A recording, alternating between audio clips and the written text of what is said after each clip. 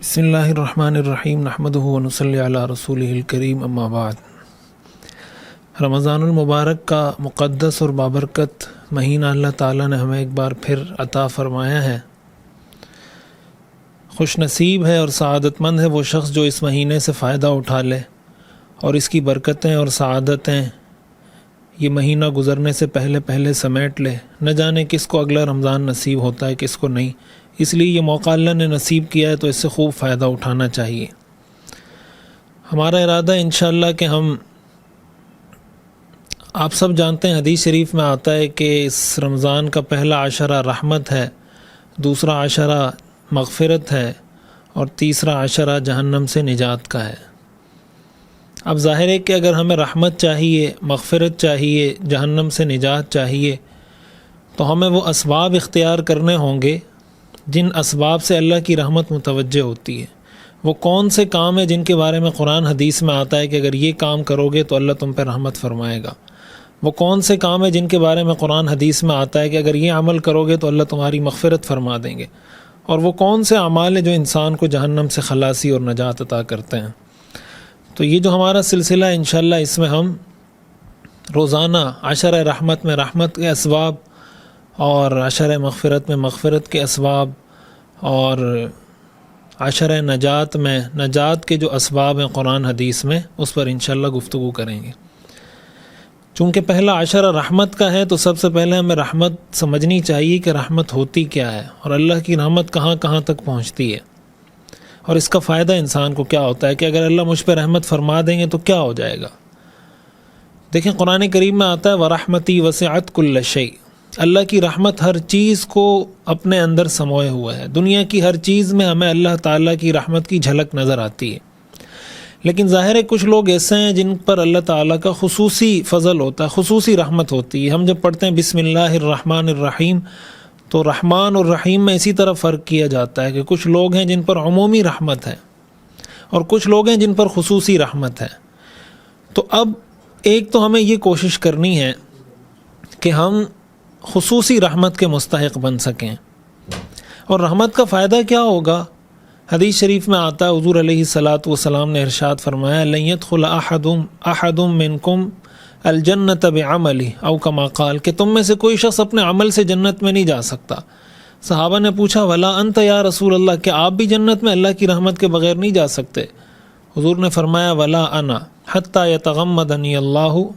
بفضل منہ ورحمہ، یہاں تک کہ اللہ مجھ پہ اپنا خصوصی رحم فرما دیں تو میں جنت میں جاؤں گا۔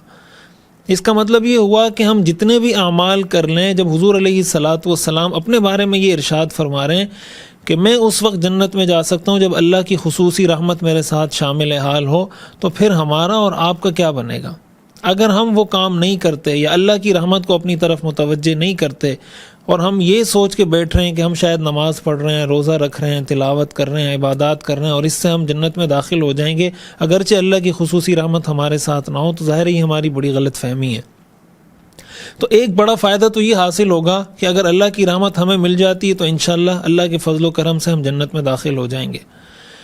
دوسرا بڑا فائدہ یہ ہوگا کہ انسان کو دنیا میں اللہ تعالیٰ اس کی دنیا کی زندگی کو جنت بنا دیتے ہیں، اس لیے کہ جو انسان عمل کرتا ہے دین پر، من عمل صالحا من ذکر او انثی وهو مؤمن فلنحیینہ حیاتا طیبہ، کہ مومن ہو وہ مرد ہے یا عورت ہے اور شریعت پہ عمل کرے تو اللہ فرماتے ہیں میں اس کو زندگی میں جنت والی، دنیا میں جنت والی زندگی اور حیات طیبہ عطا کر دیتا ہوں۔ عموماً لوگ یہ سوال کرتے ہیں نا کہ روزی میں برکت کیسے ہوگی اور کاروبار میں برکت کیسے ہوگی، اولاد میں برکت کیسے ہوگی، پریشانیاں کیسے ختم ہوں گی، نحوست کیسے دور ہوگی؟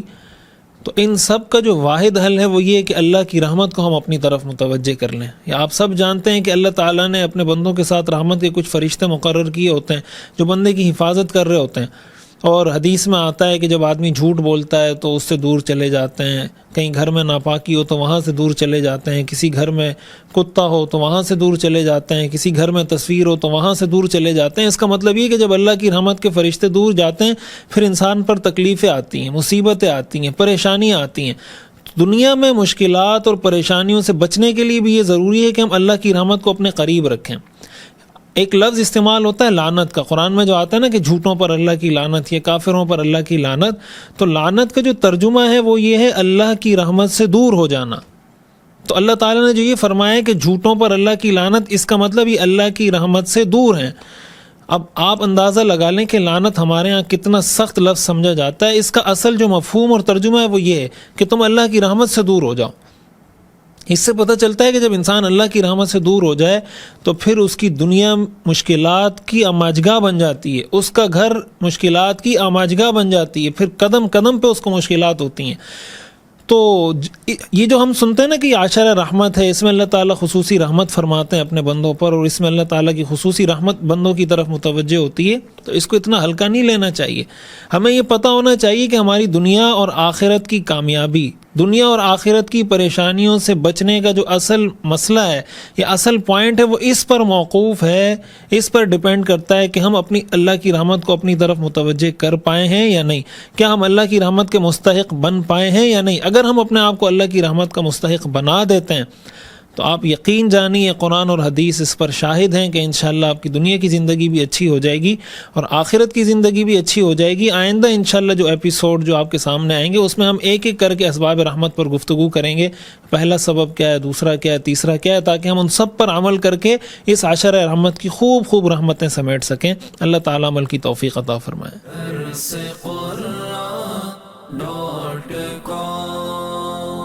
www.darsequran.com